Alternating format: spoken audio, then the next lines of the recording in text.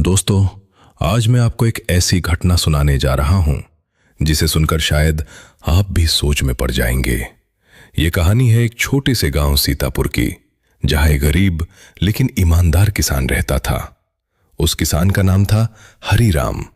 हरिराम अपनी 3 बेटियों गीता, सीता और पूजा के साथ रहता था।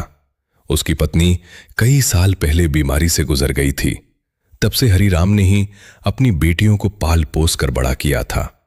वो सुबह खेतों में काम करता और शाम को घर आकर अपनी बेटियों के साथ समय बिताता। गांव के लोग कहते थे कि हरिराम बहुत ही सीधा और मेहनती आदमी है। सबसे बड़ी बेटी गीता 21 साल की थी। वो बहुत समझदार थी और घर की जिम्मेदारी संभालती थी। मध्यम बेटी सीता पढ़ाई में बहुत तेज थी और सबसे छोटी बेटी पूजा अभी 15 साल की थी और बहुत मासूम थी। चारों का परिवार भले ही गरीब था लेकिन खुश था। लेकिन एक दिन ऐसा हुआ जिसने पूरे गांव की शांति छीन ली। एक सुबह गीता की तबीयत अचानक खराब हो गई। उसे चक्कर आने लगे और उल्टियां होने लगी। सीता घबराकर बोली, पिताजी जल्दी आइए, दीदी की तबीयत बहुत खराब है। हरिराम तुरंत गांव के वैद्य को लेकर आया। वैद्य ने जांच की और हरिराम को अलग ले जाकर धीरे से कहा, हरिराम, तुम्हारी बेटी मां बनने वाली है। यह सुनते ही हरिराम के पैरों तले जमीन खिसक गई। उसने गुस्से में गीता से पूछा, यह सब कैसे हुआ? गीता रोते हुए बोली, पिताजी मुझे कुछ नहीं पता, मैं सच कह रही हूं। लेकिन हरिराम को यकीन नहीं हुआ। गांव वालों के डर से उसने इस बात को छुपा लिया। लेकिन कुछ महीने बाद वही घटना सीता के साथ भी हो गई। उसे समझ नहीं आ रहा था कि यह सब कैसे हो सकता है, क्योंकि उसकी बेटियां कभी घर से बाहर नहीं जाती थीं।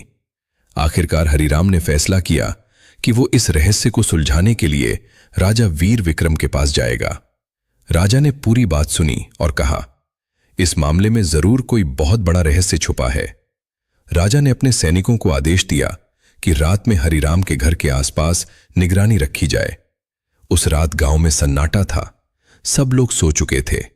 तभी आधी रात को एक आदमी चुपके से हरिराम के घर के पीछे से अंदर जाने लगा। जैसे ही वो दरवाजे के पास पहुंचा, सैनिकों ने उसे पकड़ लिया। जब उसका चेहरा खोला गया तो हर कोई हैरान रह गया।